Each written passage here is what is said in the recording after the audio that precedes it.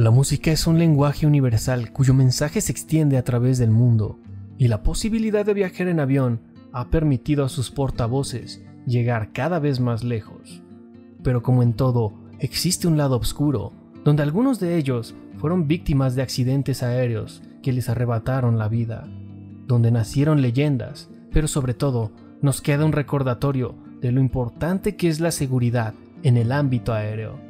En esta ocasión veremos 3 accidentes aéreos que marcaron para siempre al mundo de la música.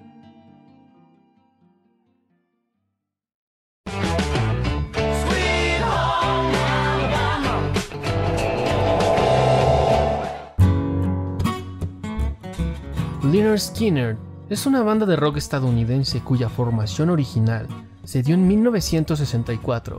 Después, esta se vería modificada debido a lo acontecido a finales de la década de los 70. La agrupación ganaba cada vez más presencia con sencillos como Sweet Home Alabama, canción que pudiste escuchar al inicio, así como Free Bird. La revista Guitar World ubica a esta última en la posición número 3 en su lista de los 100 mejores solos de guitarra de la historia. Cabe mencionar que ambas canciones figuran en el Salón de la Fama de los Grammy. La banda prometía ocupar un destacado lugar entre las agrupaciones legendarias de la época, hasta aquel día de octubre. Fue un 20 de octubre de 1977 cuando la agrupación abordó la aeronave, un Convair Charlie Victor 240 que los llevaría a Baton Rouge, Luisiana, donde darían un concierto en la Universidad Estatal de dicho estado. Una vez despegado el vuelo, la aeronave cubrió la ruta con relativa normalidad, pero comenzaron a quedarse sin combustible hacia el final del trayecto. Uno de los supervivientes, Mark Frank, declaró haber visto cómo el motor derecho empezó a soltar el combustible durante el vuelo hasta que finalmente se detuvo. Los pilotos intentaron mantener estable el avión para evitar una guiñada adversa debido a la ausencia de tracción del motor izquierdo, pero el avión continuó con la fuga, deteniéndose de igual manera el motor derecho a más de 3.000 metros de altura. Al percatarse de este inconveniente, los pilotos trataron de dirigirse al aeropuerto del condado de Macomb Pike, cerca de 16 kilómetros al noreste del lugar del siniestro, en el condado de Amite, Mississippi, pero la gravedad de la situación les hizo darse cuenta que no les sería posible llegar hasta ahí. Como último recurso intentaron un aterrizaje de emergencia en un campo abierto. Durante 10 minutos intentaron estabilizar la aeronave a medida que ésta descendía, pero a pesar de estos esfuerzos, aproximadamente a las 18:52 horas, cerca de Gillsburg, Mississippi, finalmente se estrellaron.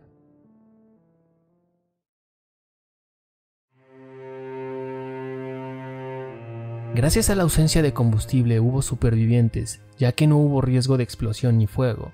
Se determinó como causa el hecho de que los pilotos habían tratado de transferir combustible del motor izquierdo al derecho, lo que había ocasionado la pérdida total del carburante, probablemente por una fuga en las líneas, puesto que el avión había repostado 400 galones 2 horas previas al vuelo.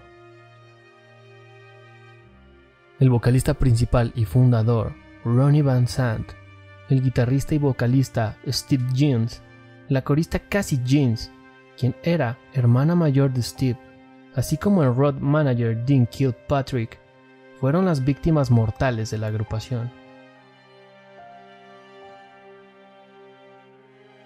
Los integrantes restantes volvieron a reunirse en 1979 para una actuación, y nuevamente en 1987 con el hermano de Ronnie Van Zant, Johnny, quien tomó el lugar como vocalista. Desde entonces, la banda ha publicado varios trabajos de estudio, aunque nunca llegaron a igualar el éxito de la anterior agrupación. El posterior fallecimiento de algunos de los supervivientes del accidente, como Allen Collins, Leon Wilkinson, Billy Powell, y la salida de Ed King y Artemus Pyle, ocasionaron que el guitarrista Gary Rossington fuese el único miembro de la formación original que continuó en el grupo hasta su reciente muerte el 5 de marzo de 2023.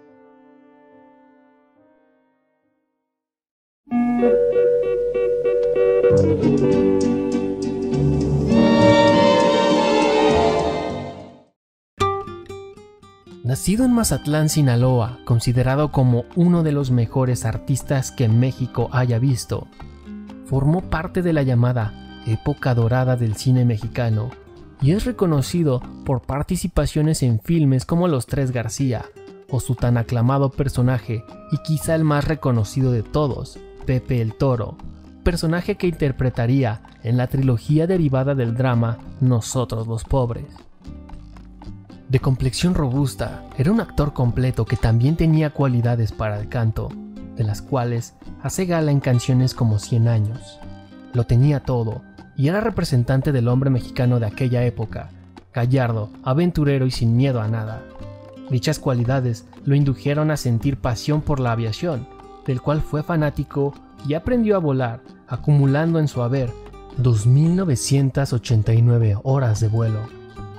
Debido a su época, la formación de pilotos era más temeraria y no había tantas regulaciones, por lo que a lo largo de su paso por la aviación sufrió 3 accidentes.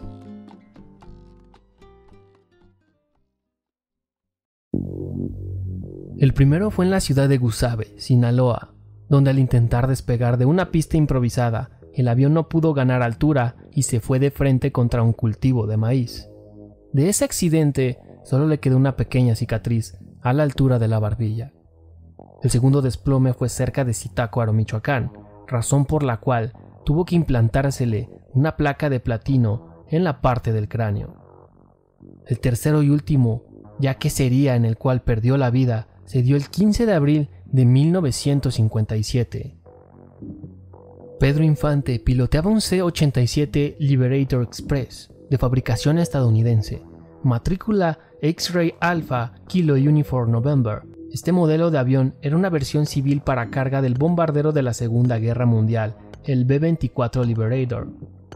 Al ser una conversión de una aeronave originalmente creada como bombardero, tenía defectos como la inestabilidad longitudinal debido al estrecho margen de variación del centro de gravedad, por la disposición y anclajes originales de la bahía de bombas, modificada y expandida para formar el compartimento de carga.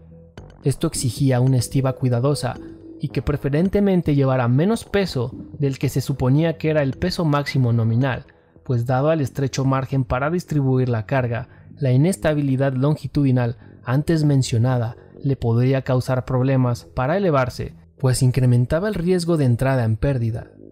Aunado al anterior, la pobre distribución de los conductos de combustible, que además tendían a sufrir pérdidas y aturdir a los ocupantes con sus vapores, contribuyeron a que fuera un avión peligroso, de difícil manejo y operación, temido por sus tripulaciones, pues sufrió 150 accidentes con pérdida total de la aeronave entre 1942 y 1964.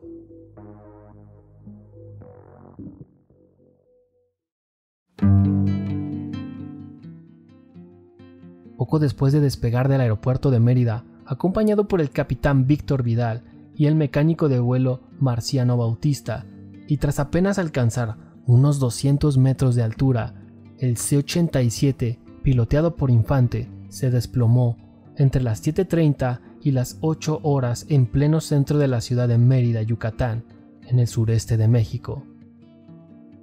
La aeronave impactó boca abajo, lo que sugiere una evidente entrada en pérdida. La investigación del accidente determinó como causa el hecho de que se ejecutaron 2 virajes para dirigir rumbo hacia la Ciudad de México, los cuales se ejecutaron a una velocidad y altitud menor a la que debieron de haberse hecho. También se dice que estos pudieron provocar un desplazamiento de una carga mal estibada que causó el corrimiento de la misma, provocando una pérdida inminente de control. Dados los hechos de ese día, se erigió un busto en Mérida, Yucatán, en memoria de Pedro Infante, en la ubicación de su fallecimiento.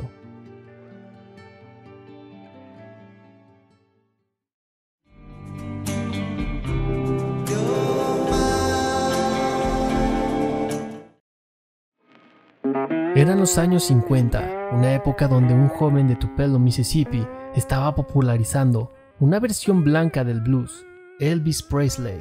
nacía el rock and roll y daba pauta a otros artistas nacientes a innovar en este nuevo género. De raíces mexicanas, Richard Stevens Valenzuela Reyes creció con el interés de crear su propia música. Alentado por su padre, fue adoptando un estilo basado en música regional mexicana, flamenco y blues. Pero fue hasta mediados de los 50s donde añadió el último ingrediente que le faltaba a su música, el rock and roll. Una de sus canciones más populares fue una versión de La Bamba en rock and roll, son jarocho que al ritmo de guitarra eléctrica y batería lo llevaría al éxito y que además sería la inspiración para futuros grandes éxitos como Twist and Shout de The Beatles. Dado el éxito que empezó a tener y con tan solo 17 años, comenzó a usar el nombre artístico de Richie Valens. Su carrera iba en ascenso al ser uno de los pioneros del rock and roll y además de ser el primero en interpretarlo en español para deleite del público latino. A medida que iba avanzando su estilo, se moldeó más hacia las baladas lentas y románticas, estilo que se evidencia en composiciones como Donna y We Belong Together. El joven Richie iba siendo cada vez más reconocido gracias a la creciente ola de migrantes que se sentían identificados con su estilo y orígenes. Esto lo llevó a codearse con grandes exponentes del género y realizar giras a lo largo de Estados Unidos. A comienzos de 1959, Richie participaba en la llamada Winter's Dance Party, una gira de grandes estrellas del rock and roll por el centro de los Estados Unidos. El transporte era vía terrestre por medio de autobús, pero dado al clima de la región por donde viajaban y la falla del sistema de aire acondicionado del autobús, algunos artistas acordaron buscar alternativas para evitar una noche más de viaje en esas condiciones que estaban mermando su salud y podían afectar sus actuaciones.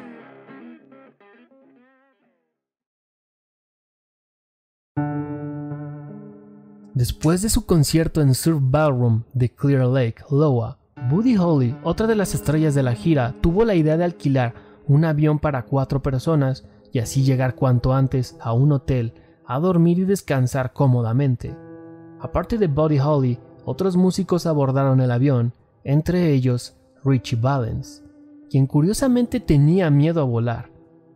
Irónicamente ganó su lugar aquella fría noche apostando un cara cruz con Tommy Allsup, sin saber que el ganar esa apuesta le costaría la vida. La aeronave era un modelo Beechcraft Bonanza para 4 pasajeros, pilotada por un joven inexperto. Partió aquel 3 de febrero de 1959 en la madrugada, en medio de una gran tormenta de nieve. Dado que el piloto no tenía conocimientos suficientes para ejercer la capacidad de vuelo por instrumentos, malinterpretó las lecturas de estos, los cuales, en esas condiciones, eran la única guía que tenía. El joven e inexperto piloto Roger Peterson, de 21 años, desorientado por la falta de visibilidad, bajó en lugar de ascender, provocando que la aeronave se estrellara a una velocidad bastante considerable poco después del despegue. No hubo ningún sobreviviente.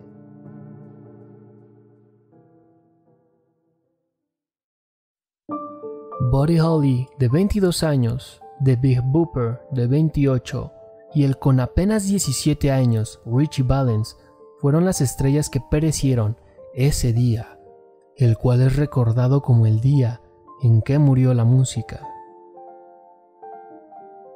El legado que nos dejaron estos artistas permanece hasta hoy, así como la duda de qué hubiese pasado si se hubiesen evitado estas tragedias. ¿Hasta dónde podrían haber llegado? Desgraciadamente, es una pregunta de la cual nunca tendremos respuesta. Solo nos queda seguir trabajando en mantener los cielos más seguros para así tener que evitarnos este tipo de cuestionamientos. Yo soy Ricardo Aguirre, gracias por ver el video. Hasta pronto.